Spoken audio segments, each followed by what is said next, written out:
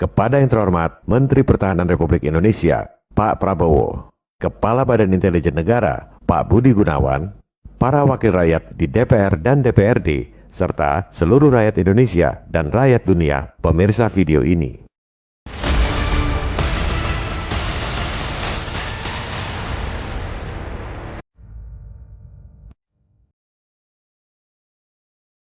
Masalah utang negara bukan cuma masalah ekonomi, tapi masalah besar buat ketahanan nasional, kedaulatan negara, dan kesejahteraan rakyat. Sebab ancaman untuk memecah belah NKRI itu bukan cuma teroris yang dananya belum seberapa. Betul itu ancaman. Tapi di zaman now, ancaman ketahanan nasional yang paling besar untuk menghancurkan keutuhan NKRI adalah ekonomi lewat utang. Menghancurkan negara tanpa sebutir peluru. Penjajahan zaman dulu jurusnya divide et impera, divide and conquer, pecah belah dan taklukkan. Penjajahan zaman now, pecah belahnya lewat ekonomi, utang yang tak mampu dibayar. Menaklukkannya bukan dengan tentara, tapi lewat bankster berbaju IMF. Dengan persenjataan seperti apapun, kalau kita sudah nggak bisa bayar utang, kita nggak akan bisa melawan. Utang kalau zaman dulu lewat pinjaman dari IGGI, CGI, dan lain-lain. Bunganya sangat rendah. Itu pun mereka udah untung besar. Karena uang buat utang itu sebenarnya cuma penggandaan uang giral atau uang elektronik lewat sistem perbankan fractional reserve. Uang dolarnya nggak pernah dicetak. Mereka nggak pernah keluar duit sepeser pun buat kasih utang pada kita. Tapi masih mendingan, utangnya sama organisasi. Kalau mau negosiasi, lunasi utang masih terkontrol.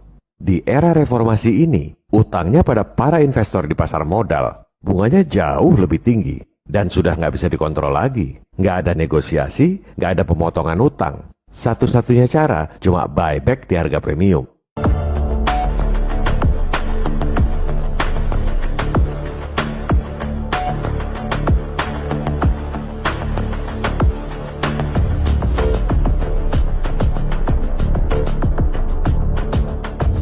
Sekarang ini pemerintah udah nggak mampu bayar bunga utang, sehingga harus nambah utang buat bayar bunga utang.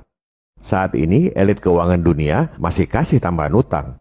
Begitu mereka stop kasih tambahan utang, selesai permainan.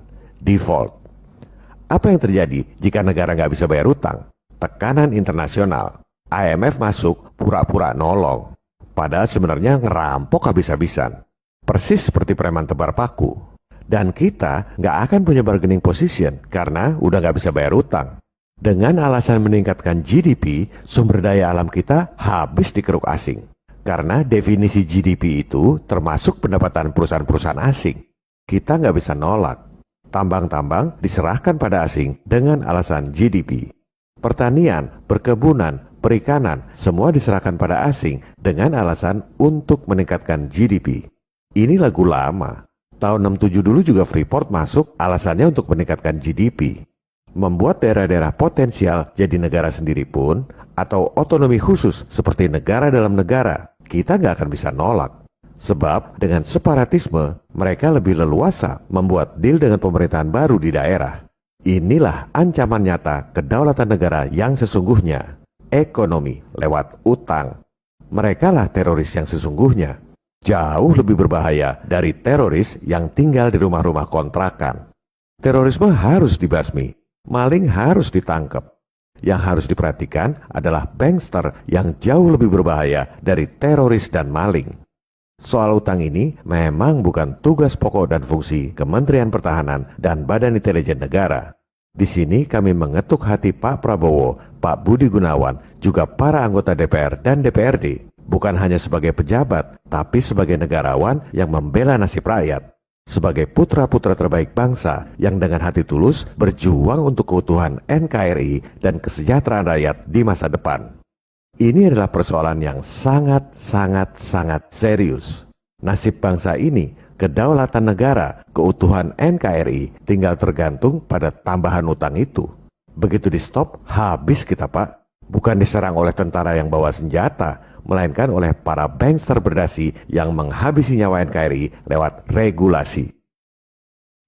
The greatest trick the devil ever pulled was convincing the world he didn't exist.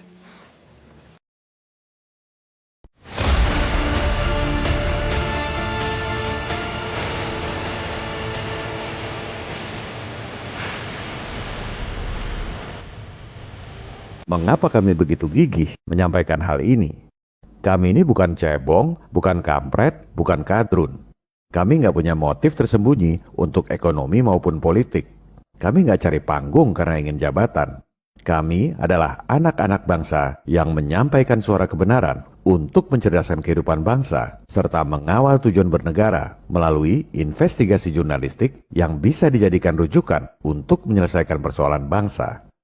Salah satu contoh investigasi jurnalistik adalah yang dilakukan oleh 2 orang wartawan The Washington Post, membongkar skandal Watergate.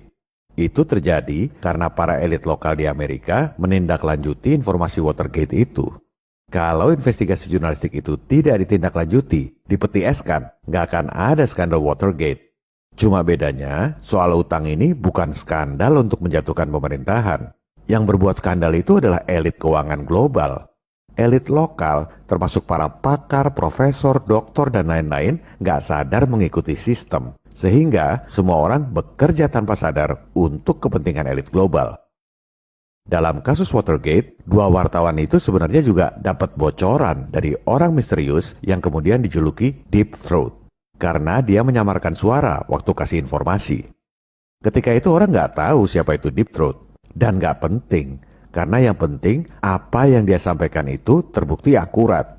Baru 30 tahun kemudian, setelah kadaluarsa, si orang misterius itu ngaku. Ternyata dia adalah orang kedua di FBI.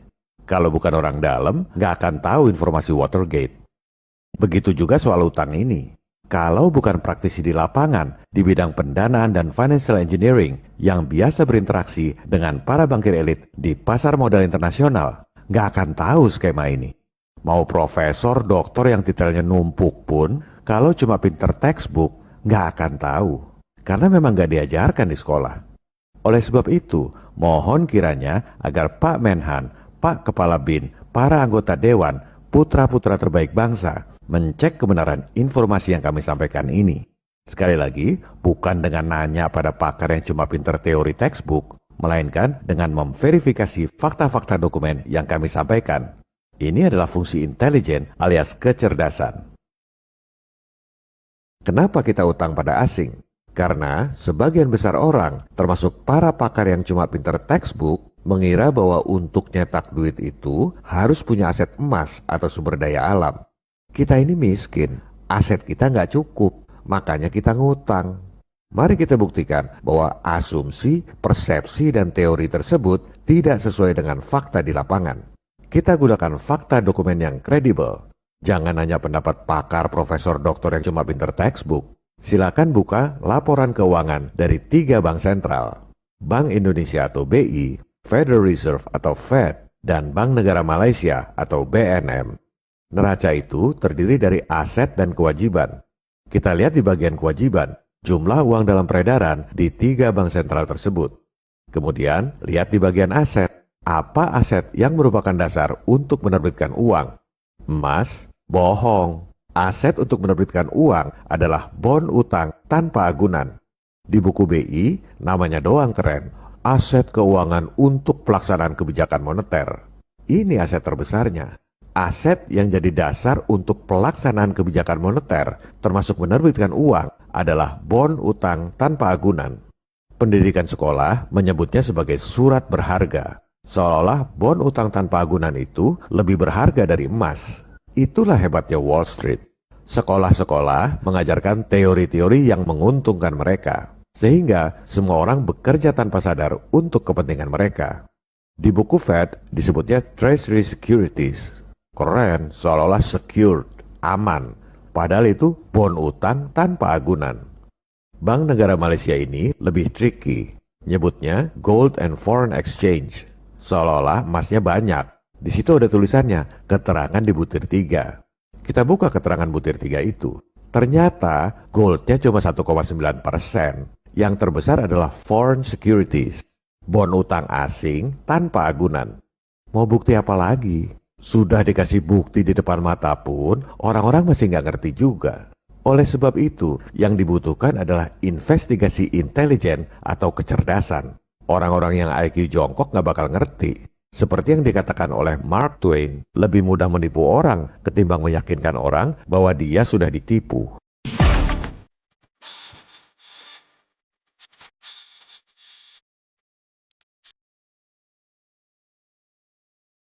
Dengan fakta-fakta dokumen ini, berarti terbukti bahwa persepsi dan teori bahwa kita nggak mampu biaya pembangunan sehingga harus ngutang sudah terpatahkan secara tidak terbantahkan.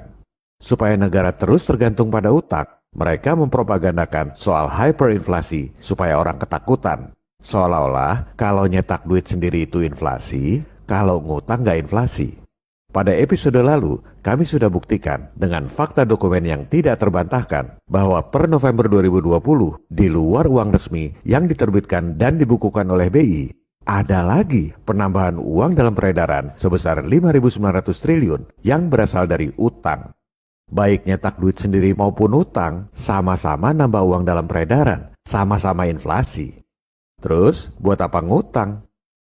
Ini semua data resmi dari BI, tapi nggak ada satupun orang yang sadar bahwa utang itu mengakibatkan inflasi. Kebohongan global ini harus segera diakhiri sebelum terlambat. Sebelum kita menyerahkan kedaulatan negara akibat nggak bisa bayar utang. Jangan harap ada solusi dari Menkeu. Solusinya cuma nambah utang buat gali lubang tutup lubang, tanpa memikirkan bahwa begitu utangan di stop, kita menyerahkan kedaulatan negara pada asing lewat regulasi. Ini merupakan bahaya laten buat ketahanan nasional dan kedaulatan negara.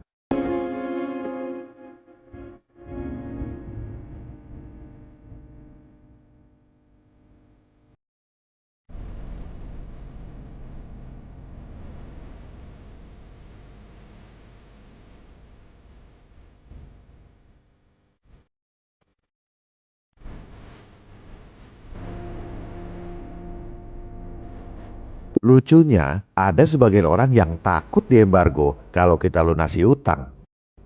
Diembargo itu justru kalau kita nggak bisa bayar utang, bukan kalau lunasi utang. Jangan dibalik-balik. Sama bodohnya dengan bilang, jangan lunasi utang bang, nanti banknya marah, mereka kirim debt collector. Padahal debt collector itu datang justru kalau kita nggak bisa bayar utang. Tadinya kami mau bahas cara menggandakan uang dolar 25 kali lipat di Indonesia tanpa menggunakan bank sentral. Ini bisa digunakan sebagai solusi buat bayar utang maupun buat biayai pembangunan. Tapi percuma bicara solusi kalau sebagian orang masih nggak sadar bahayanya utang buat kedaulatan negara dan sebagian lagi ketakutan diembargo kalau bayar utang. Oleh sebab itu, di episode 33B mendatang, kita bahas dulu fakta bahwa Cina itu nggak nurut-nurut amat pada IMF dan WHO. Buktinya nggak diembargo. Mereka bermain dalam sistem, dapat untung dengan mempermainkan sistem. Itu tujuan kita.